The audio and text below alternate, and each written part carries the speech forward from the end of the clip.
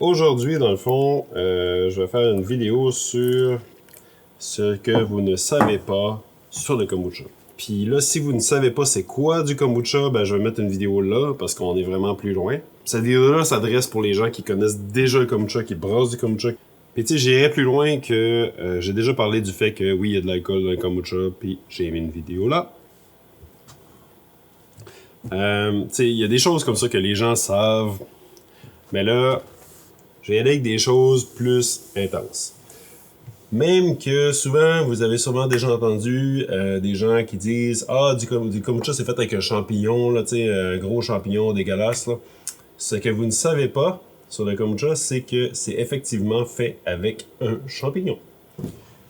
Puis là, vous allez dire « Ouais, c'est un gros champignon. » Non, ça, c'est pas... Ben, en vrai, ça ne l'est pas. C'est pas un champignon comme on peut ramasser dans le jardin à terre ou à acheter à l'épicerie. Ça n'a pas rapport. En fait, ça a un petit rapport. Le fait est que le kombucha n'est pas fait avec... C'est pas un champignon. Mais, c'est fait à base de levures et de bactéries. Et les levures, si on regarde le latin, c'est fungi, c'est des champignons microscopiques. Donc, si quelqu'un vous dit votre kombucha c'est fait avec un champignon, vous pouvez dire oui et non. C'est pas fait avec un champignon, c'est fait avec du champignon qui est des levures, qui est de la même famille que le champignon. Bon, ok, c'est tiré par les cheveux un peu, mais le kombucha est fait à base de champignons. Comme quoi, ceux qui connaissent pas ça, ça vaut moins ça. La deuxième chose que les gens savent pas, c'est que le kombucha rend de bonne humeur. En fait, oui, tout ce qui est fermenté et non pasteurisé là, contribue au microbiote par l'ajout de bactéries, de bonnes bactéries.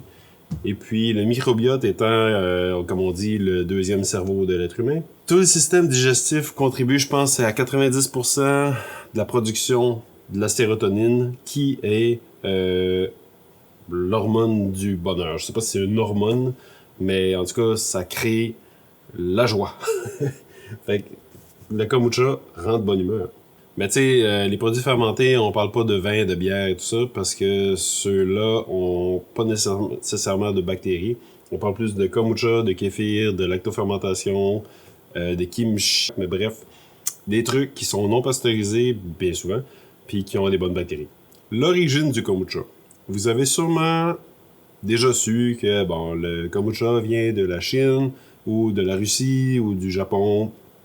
Mais saviez-vous que à l'origine, le kombucha était plus considéré comme un médicament, ou la boisson des dieux, si on veut, là, c'est un nom qui disait, et était complètement imbuvable. C'était style l'huile de foie de morue que nos arrière-grands-parents donnaient aux enfants pour casse-grippe, tu sais. En fait, c'était ce qu'on appelle aujourd'hui du vinaigre de kombucha. C'était le genre de choses qui était sur le comptoir de cuisine, et que les gens prenaient une petite cuillère une fois de temps en temps tous les jours, puis quand il en manquait, ils en faisaient d'autres, ils rajoutaient du thé sucré, et ça repartait à la culture, puis comme ça, ils gardaient leur espèce de culture bizarre dans le coin de la cuisine pour avoir ou du salon. Je sais pas quelle pièce qu'ils mettaient ça, mais en fait, c'était loin d'être un produit genre comme lui, là, mangue orange, houblonné, pétillant, froid, sucré et puis rafraîchissant, plus qu'aujourd'hui qui est une boisson pétillante.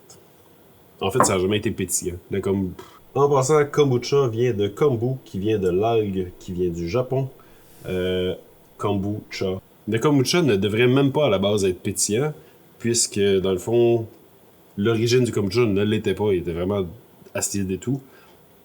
Puis, de mémoire, j'avais comme appris que c'était comme GT's Kombucha qui avait comme commencé à faire du kombucha chez lui, puis qu'il l'avait commercialisé de façon pétillante, puis que le monde avait beaucoup apprécié le truc. C'est ça, ça n'a pas besoin d'être pétillant. Si vous voulez embouteiller votre kombucha, ça n'a pas besoin d'être pétillant. C'est très bon, pas pétillant aussi. C'est juste que souvent le monde l'apprécie plus comme ça, pétillant. Maintenant, une quatrième chose que vous savez sûrement pas sur le kombucha, c'est que, ben, ça ici, la pellicule, qu'on appelle le SCOBY, qui est, en tout cas, vous savez c'est quoi un SCOBY, il y a des gens qui l'utilisent. Je parle pas de le manger, ou... Je parlais de parade de mode grâce à du linge fait en SCOBY. Je parlais d'invention de filtres faits à base de SCOBY parce que c'est un filtre organique, c'est vraiment serré, c'est un tissu organique serré de cellulose qui peut vraiment bien filtrer. Bref, il y a plein de belles inventions, je vais en mettre une liste dans la description ou bien ici en image. Mais bref, il y a des utilisations vraiment intéressantes faites avec le SCOBY, puis même, c'est même pas considéré comme un déchet.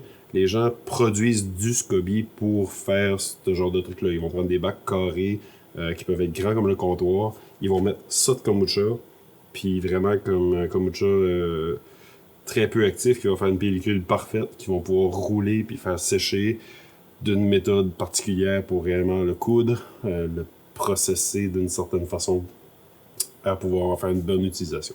Et le dernier point, dans le fond, c'est par rapport à la définition du kombucha. C'est quelque chose que ceux qui connaissent la chaîne ici, j'en ai déjà parlé, c'est un sujet qui est quand même sensible parce qu'il y a des gens qui écoutent ça ici puis qui ont sûrement des entreprises. Puis la définition du mot kombucha n'est pas vraiment contrôlée. Ce qui fait en sorte que le kombucha peut être pasteurisé et s'appeler quand même kombucha. Il peut être... En fait, vous pourriez prendre 5 ml de ça ici, mettre ça dans de l'eau pétillante, puis appeler ça du kombucha. Donc, il n'y a pas de législation stricte sur c'est quoi du kombucha. Donc, ce que vous faites à la maison, moi je considère ça du kombucha, n'est pas ce que les entreprises font généralement. Vie kombucha, on fait un peu comme qu'est-ce qui ressemble à la maison, mais on fait moins de profit par bouteille que beaucoup d'entreprises qui vont diluer, pasteuriser. Il y a plein de processus, des extraits, des trucs. Puis même, v'là 4 ans, j'avais prédit quelque chose. Je vais mettre l'extrait, tiens. Faire de la liqueur ou du kombucha, c'est la même chose rendu là. Puis, je te dis, un jour, il va y avoir du kombucha en fût, là. De la poudre avec de l'eau pétillante puis un concentré de bactéries en poudre. Est-ce que ça, au niveau des valeurs nutritionnelles, au niveau des bactéries... Mais non, c'est pas la même chose. Non, ça n'a pas rapport. Et puis, c'est ça, le kombucha en poudre existe, ou en extrait, là. Mais vous pourriez acheter un SodaStream, mettre de l'eau, puis un petit peu d'extrait de kombucha, puis rendre ça pétillant.